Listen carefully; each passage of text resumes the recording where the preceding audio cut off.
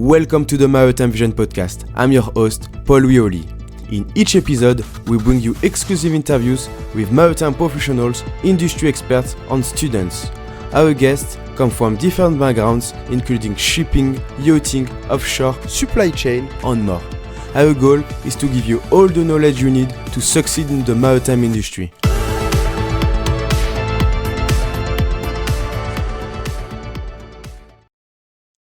Hello everyone, welcome back to a new podcast episode. And today we are joined by James Ward. He's the CEO and founder of Marine Resources Recruitment. So of course today we're going to talk about maritime recruitment. I think it will be a quite interesting topic. It's the first time I'm talking about this topic in my podcast. So James, it's a pleasure to having you today. Can you introduce yourself, please? Yeah, good morning. Thanks very much for inviting me along. As you said, my name is James Ward. I'm the CEO and founder of Marine Resources. We're a recruitment company that specializes specifically in the marine industry, and we're very, very focused in the leisure marine industry. And we recruit across most roles within it, from very, very technical roles to sales and marketing and operations roles. Based here in the UK. And been in the marine industry for most of my life. Wow. Okay. So I imagine you have this passion of the CEO. Why did you choose to work as a marine recruiter?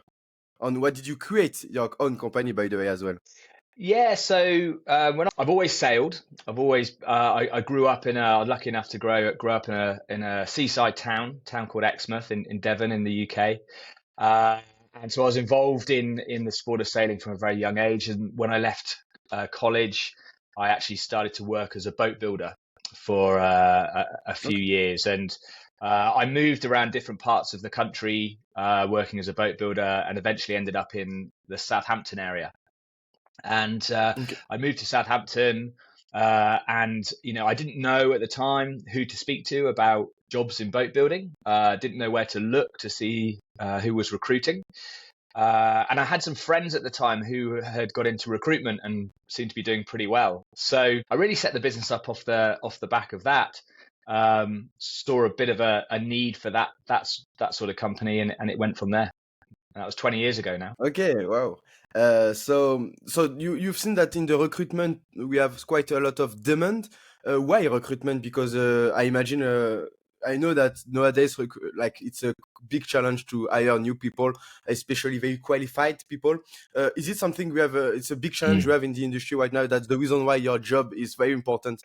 Yeah, for sure. I mean, the marine industry is so very, very broad, and there's over the 20 years, I've never seen a time where such new skill sets are required within the industry. And this is internationally, this is not just here in the UK, but also at the same time, fewer people are joining the industry or considering the marine industry. So we kind of have a bit of a problem at both ends at the moment. What kind of specific profiles are you recruiting? Because it can be quite interesting because we have different kind of recruiter. So you told us that you are quite specialized on the more yachting industry, boating industry. Is that right? Yeah, that's it. Yeah. The sort of profiles that we are working with is everybody from boat builders, right through to naval architects, project managers, and salespeople, marina managers, that sort of thing. And the really interesting thing in the marine industry is that as the industry is evolving quite a lot at the moment, we're seeing more and more people coming in from outside of industry, which is really, really interesting. And I think from a technology point of view, the industry's never been so exciting. So there is, engineers, maybe let's look at that for a second, from other sectors, maybe like automotive or aviation.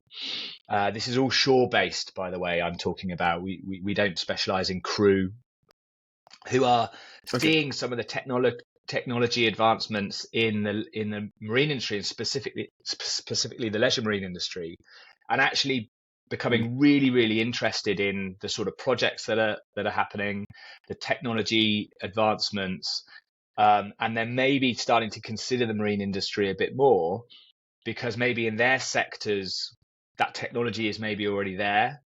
it's in a very much a kind of a fine tuning mode. We're in that kind of pioneer mode at the moment in the marine industry, and that's very exciting from an engineering point of view.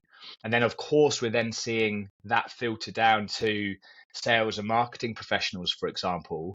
They are getting to sell these new products and these new technologies for the first ever time into industry. So it's, but of course, what we mustn't forget is those more industry traditional roles, the boat builders, the naval architects, and I think that is maybe the types of profiles, if you like, or people that we're seeing less of now. They're becoming harder to fill, and I think that's where we start to talk about skills shortages. And it's a really, really interesting time from that point of view. Okay, and yes, to come back what you said, it's quite interesting. What are the most complicated position on the skills, like very hard to find on the market nowadays? Can you maybe elaborate on it? Quite interesting. Yeah, so I think just going back to the technology, the technology is moving very, very quickly. And so some of the hardest positions to fill are the STEM type jobs and professions, because the new technology is using, maybe new softwares, new design approaches, things like AI, and that experience just isn't there at a mass level at the moment. So definitely people with those types of skills are harder to find at the amount of people that the industry needs. And then I think also people that can maybe sell equipment and products, a very diverse range of equipment and products, and be able to understand the workings of very, very different products at one time. We're seeing more and more, I guess, distributors taking on a bigger product range to sell. So, technically minded sales professionals is a little bit in shortage at the moment, because again, the equipment is getting more and more advanced, and it becomes very difficult to be able to be an expert in the whole range of products. However, there's an expectation that you must be able to sell that whole range of products. I think there's actually probably less distributors across the globe at the moment, but less distributors selling more products and a diverse range of products. So definitely they are two roles that are very difficult to find. But actually, as I said, the more traditional jobs, the guys that are building the boats themselves, and fixing the engines, the very hands-on, on the tools, they're super important people. And there's definitely less and less of them. There's less young people training in those sort of roles, and also in some areas we're maybe not as competitive as other industries when it comes to pay. And those skills, those on the tools skills, are very transferable to other industries. So that's an area where we need more people, but also we're probably losing from the industry more and more people in those more traditional roles as well. Okay, it's a quite interesting point. I mean, in your position as a recruiter and with your company, are you doing some stuff, I mean, to attract those people, or are you making some marketing campaign, or it's not your role to do it? Yeah, what we try to do is get more and more involved, certainly with our clients, when it comes to their hiring strategies. We try and educate the industry through either our clients or, say, like trade associations, by talking at maybe conferences, that sort of thing. Highlight some of these skill shortage issues and what's driving them.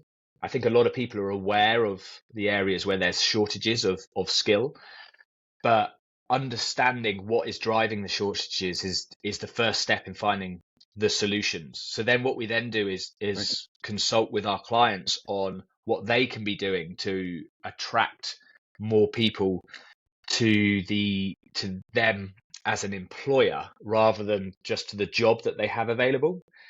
More and more people are considering their next job, not just, what is the job, what is the tasks, what is the pay, but also who is the employer? Are they a good company to work for? What's the working environment? And as you start to look at, let's say, different generations, certainly when you start to look at millennials and so on and so forth, they have different kind of expectations and needs as an employee. So we try and educate the industry on how the industry can evolve to be more attractive. So that's the first thing that we do.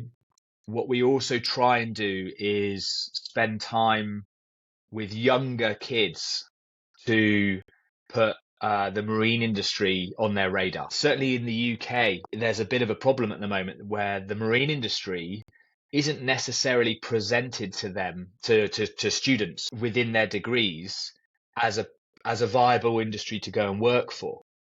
And that's something again that we're trying to do. So we go around to universities, we talk to university students, but actually what we try and do as well is get in front of people much younger, kids much younger as well, and show them how cool the marine industry is.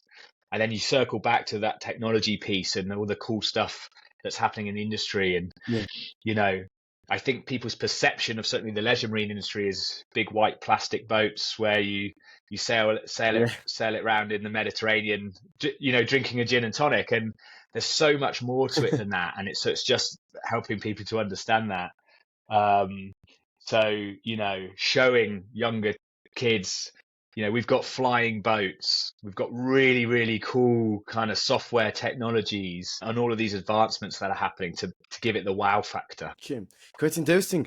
Do you think that, as you mentioned, the education system is not so appropriate for those young people because we don't provide so many different trainings regarding, for example, more sales position in the maritime industry, but as well engineering? Is it like not the visibility of our industry is like very low, and we need to make it a little bit more visible? Yeah, absolutely. I think you're absolutely right there. Well, certainly here in the UK, we see that. I can't necessarily speak for the education system in other countries, but yes, we would love to, certainly in the UK, like we're an island. Yeah.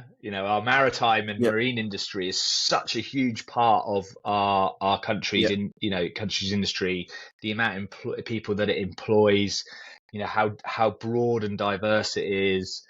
But yes, it's not visible enough at the moment. Okay. Quite interesting, yeah. About the market, are you specializing only on the UK or as well other countries?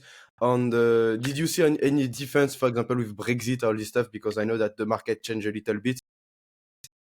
Yeah, absolutely. Yeah, gosh, that has created many challenges for sure. So yeah, as a business, we are predominantly in the UK. However, yes, we can also work internationally as well, depending on the role and the requirement of the person. So we don't necessarily have offices globally, but we work, in Europe, in Asia. We've had some business in the States before. So it is possible. The second part of your question was Brexit, and yeah, absolutely. Brexit has made it for sure harder to fill a lot of roles in the UK, and it's created a lot of these skill shortages. After Brexit, we saw many very skilled people leave the UK. That has created problems, certainly in the UK boat building market. And yes, for sure, it creates challenges with finding very specialist people and getting them to come and work over in the UK. There's not enough businesses in the UK at the moment that are able to provide sponsorship and visas and that sort of thing. And so that's a work in progress. And again, something that we work with our clients on is helping them to and sort of persuading them to get themselves in a position where they're able to do that.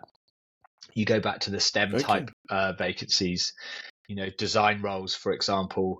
There is so many brilliant designers and young designers, maybe 2 or 3 years out of university based out. The UK has one of the best design reputations in the world.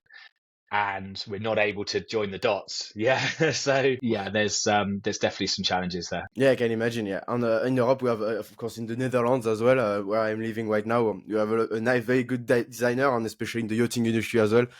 So of course, it would be so nice. It's easy for each countries to share their talents.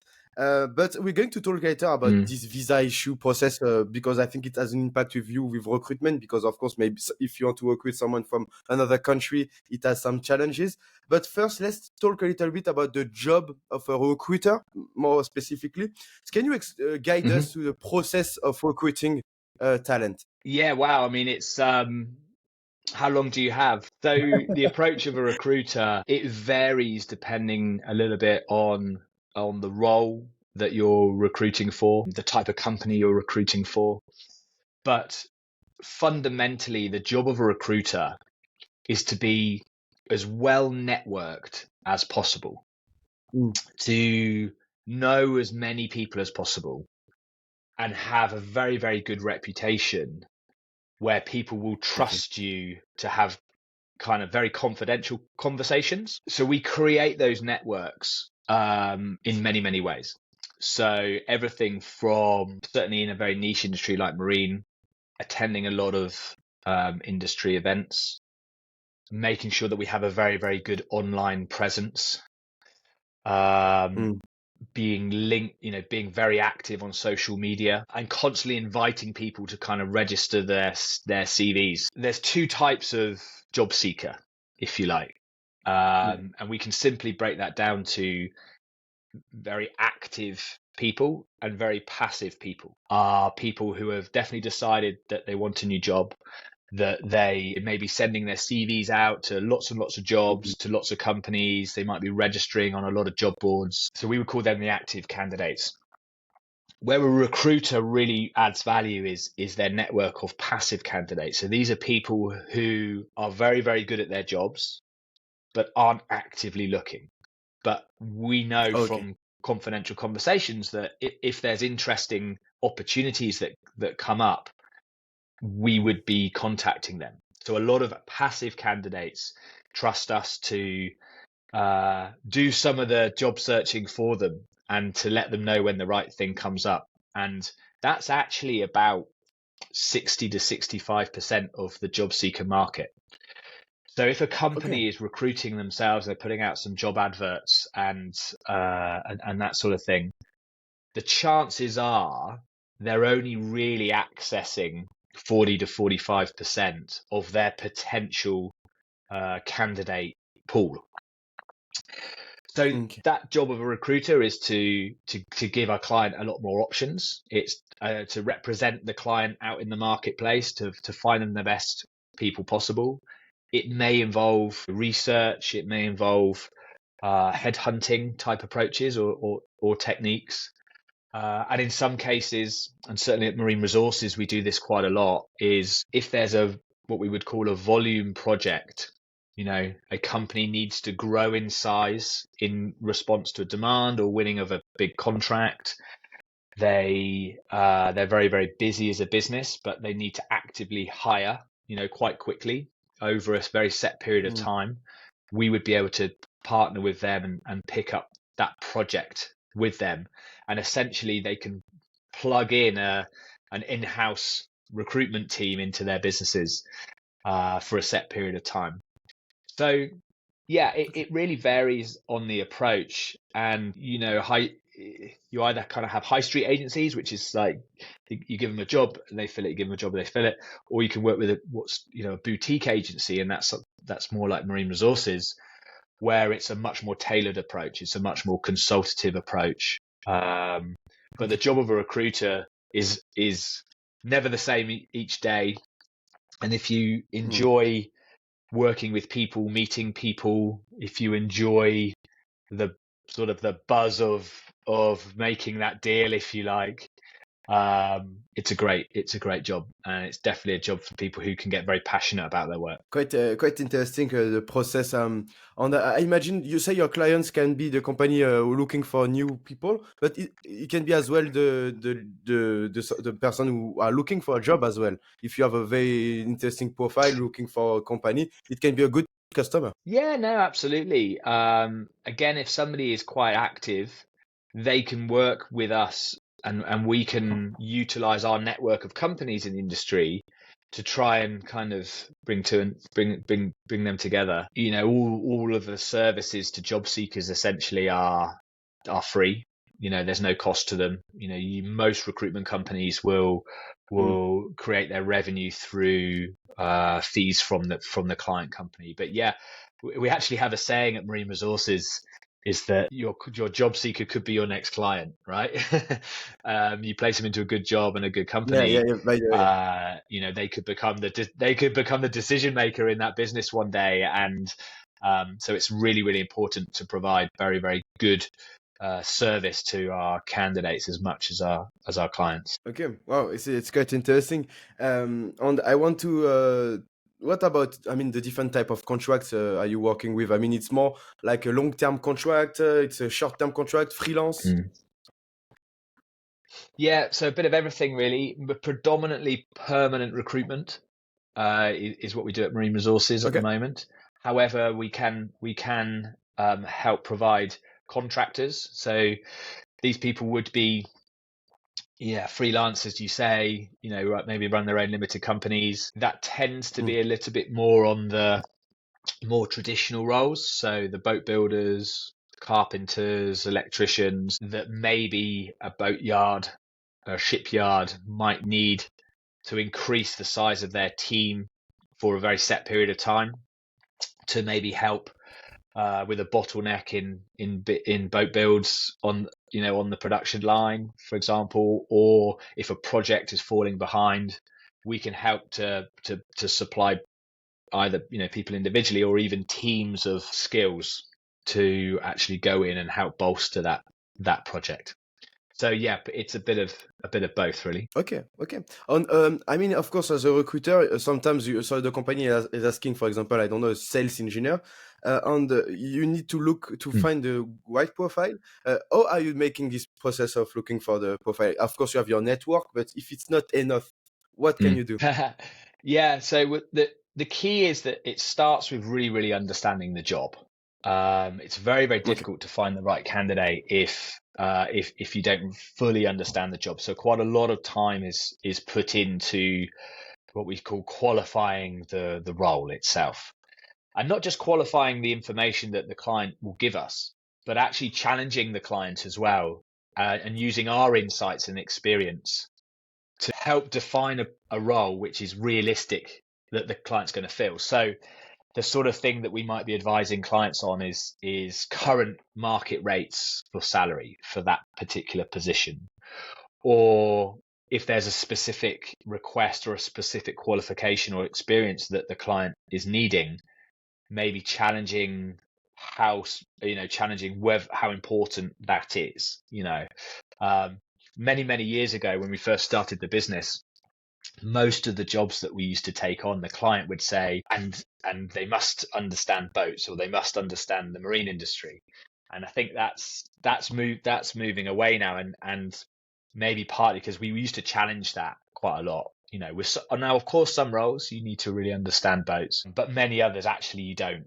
And Mm. there was this perception that you did. So we spent a lot of time over the years kind of challenging companies, and the reason we challenge that is to be able to open up a wider candidate pool, to give the client the opportunity to be able to see more people. So yes, there's a certain amount of, yeah, the qualifying and giving the client the insights and helping them to really define what it is that they need.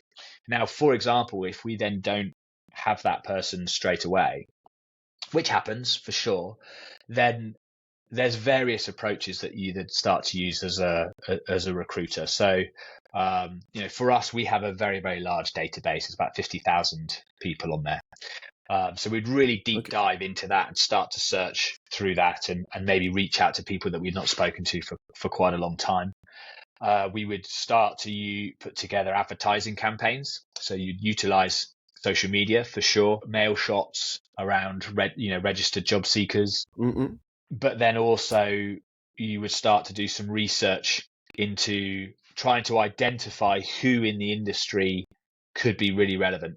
This tends to happen for more senior level positions or very, very strategic hires. But yeah, so starting to sort of research around the industry who could be relevant, but also outside of the industry as well. What are the crossover industries where this person could come from? And then once you start to build that kind of list of potential people, then there's the process of trying to reach out to them. And again, you can do that through social media. Platforms like LinkedIn is very good for that. But yeah, if we don't have that person in our network, our approach is pretty much go straight to a headhunting type approach, as opposed to Okay. just putting adverts out and hoping. Because I'll circle back to something I said earlier about as soon as you just put adverts out, you're only attracting the active people who are actively looking for jobs. And as we know, that's only Yeah. about 40 to 45% of the potential. Okay. So and again, that's why recruitment is different every single day, because you could be working on some roles that you're a bread and butter and you've got a great pool of people with them, and it's just matching up people. Is this candidate going to get on with this company? Do they share the Mm. same kind of are they going to get on in the culture of the business? And then you've got these roles where they're really, really hard to source down.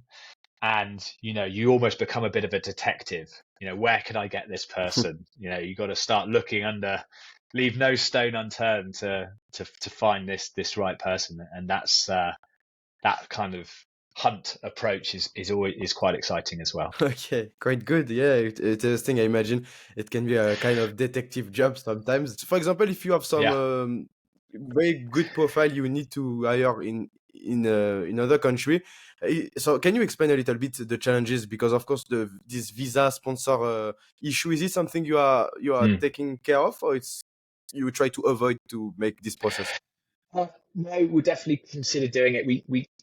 We don't sort of take care of it ourselves, but we can advise our clients on what they Mm. might need to do to become a sponsorship company, for example, and equally what the candidates and the job seekers may need to do to qualify for a visa. Depending on the role, it's easier to get a visa than some others, because most Yeah. countries will have a kind of a list of skill shortages, which that can be fast tracked if you're from another country and your profession is on a specific list of skill shortages.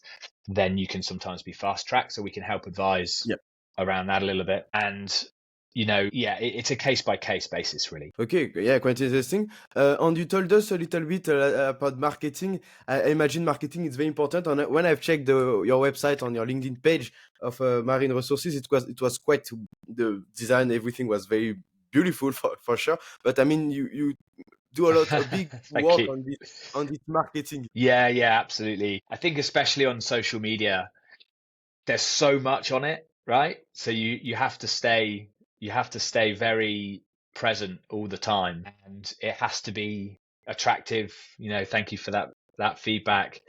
And yeah, it has to be a value to people as well, I think. So, you know, we try to not our approach is to not just advertise jobs, because we're much more as a Mm. business. We're not just a job board. So wherever possible, we try and add as much value to people who are following our pages as possible, and that can be anything from, you look on the company side, how do you improve your employer brand, through to on the candidate side, how do you write the best CV possible. So Mm.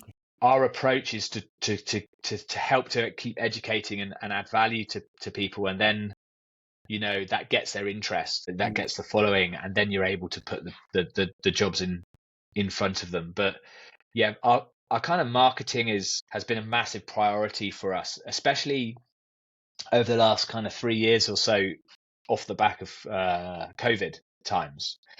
because it was really, really important to stay very present and very relevant, even at a time where there wasn't a lot of recruitment happening. Because there's a lot of recruitment companies out there, actually, you know, and there's less very marine specific ones, but there is many Yeah. recruitment companies. So we are constantly challenging ourselves to, you know, how do we be different? How do we stay relevant? How do we add real value to our clients? And certainly the recruitment process in general, and how we conduct ourselves as a business over the years has moved from a very sales approach, you know, Mm. lots of cold calling and all of that sort of stuff, into becoming much more of a service provider, you know, Okay. really working with clients very, very closely. So something like 90% of all of the jobs and the recruitment projects that we work are repeat business. And, you know, we've purposely gone down that road, because we believe that if you just work one job with a company, okay, you might be able to fill it because there's a job description and there's a list of criteria that's important to fill the job. However, just one job, it doesn't help you to really understand the culture of that Yeah. business. It doesn't really help you understand the people within that business. And you can fill a job vacancy with somebody looking for a job, but what we're really interested is in putting people into companies who want to stay and have a career. And that is more than just matching a skill set. It's actually about kind of really matching people with people. And we've found, by becoming more service led, very marketing based, much more consultative in our approach, has really helped us to form these very long term relationships with some brilliant companies who now, I'd like to think, almost can't imagine doing their recruitment without us. And that's really been huge for us in the last 3 years. Okay, right. Right, very interesting. So, you mentioned about the competition. Do you think we have big competition in recruitment in the market, or it's still there is always space for new actors, and there are a lot of opportunities? Yeah, I mean, it's an interesting question. Recruitment companies come and go, for sure. It's very tempting as a recruitment company to maybe start off in one particular industry and then diversify and become very broad. And that tends to be what a lot of recruitment companies do. One of the things that we've really stuck to is that, you know, we are just marine. You know, we're not going to Mm. even though there's candidates crossing over. We talked about that a little bit earlier.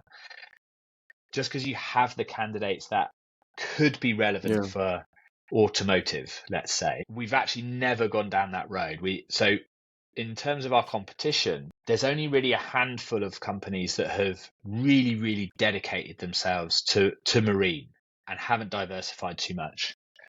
Because I think, unless you have a lot of people in your organization, and I think a lot of the marine recruitment companies are pretty small businesses, it's very hard to be a recruiter that recruits right across all elements of the marine industry and in some Mm. industries outside of the industry, automotive, aerospace, and to do it completely globally when there's only a handful of you. A lot of companies do that, but I would question the service levels that you could provide and the consistency. And I think, yes, there's competition from other marine recruitment companies, but I don't see a huge amount of competition doing it in the approach that we do, which is this much more consultative approach, where 90% of Okay. our business is from repeat businesses on rolling contracts that we have with clients. The flip side to that is it's very easy to set up a recruitment company.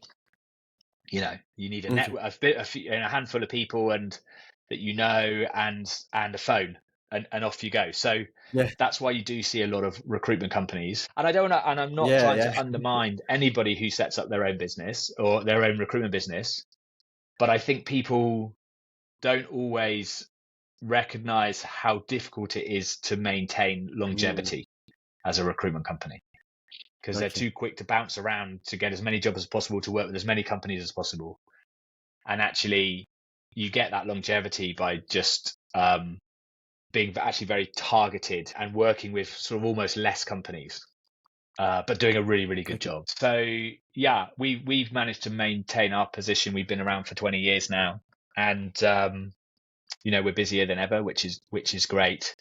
And we always, whenever new companies come onto the market, I always tell my team, don't worry about them. Let's just concentrate on us doing what Yeah. we do really, really well, and everything else will sort itself out, Okay. and it seems to work so far. Nice. Quite interesting. Let's stay in your Yeah. lane. Stay in your lane, I think, is the key phrase that I use quite a lot. Let's just stay in our lane. Oh, it's true, by the way, yeah, for sure. That's a quite interesting topic. But now I just want to ask you this question because many people will ask in the comment anyway about the remuneration of a recruiter. In general, how it works, because it's sometimes it can be quite hard to understand. Yeah, the remuneration for a recruitment professional, again, it varies slightly from company to company, but fundamentally, most recruitment consultants of all levels will work on a lower basic plus commission type structure. So it is modeled on a very sales type role. Actually, at Marine Resources, we've moved away from that now, to represent our approach being much more consultative and everything. So we tend to pay much higher salaries than others, but bring down the commission. But yeah, so usually, you could come into this world, if you like, as a junior recruiter on maybe anywhere between kind of 20 and 30,000 pounds a year basic, with the commission on top, depending on the Okay. commission structure. Very, very, very successful recruiters can earn very, very well, because most recruitment companies, there's not a commission. There's not a cap on the commission. So if you are very, very good at those core elements that I talked about earlier, good at networking, good with people, very passionate about what you do, can work at quite a fast pace, you can work many, many roles and deal with a lot of people at the same time. So, Yeah. highly successful recruiters can be earning, well into six figures. So it's of course, I think you need to build some experience and increase your network. But what you can then do is, like most sales type companies, if you are managing a team, there may be further bonuses and commissions that you can earn from the success of the team, and that sort of thing. So yeah, it's still a very target driven, KPI driven type job. Some people get a buzz from that, right? Hitting a target or beating a target, and again, for those sort of people, it's a good career. Nice, great. But now I want to ask you the last question of the episode, which is like, what kind of advice can you give for young people who want to become a recruiter? I mean, about their studies, what they need to study, on their tips to what kind of soft skills they need to develop. Okay. Well, it's interesting. You speak to most recruiters, and most recruiters will tell you that they kind of fell into recruitment. It was never necessarily the plan. But I think certainly what we're seeing more and more these days is the utilizing of marketing and social media to build a network.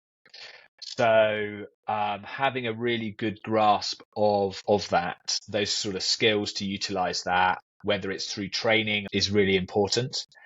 Yes, it is at its very core, it is a sales and business development type role. So any sales and business development experience or qualifications is definitely useful. And also, we're now starting to see more and more AI in the use or in recruitment, and that's a really interesting development. And certainly, somebody coming into my business who had a good basic knowledge of utilizing AI even just ChatGPT, to be able to write good job adverts, to create summary profiles off the back of CVs, being able to do good prompts into something like ChatGPT is really of interest. But really, like, recruitment is, a lot of it is personality.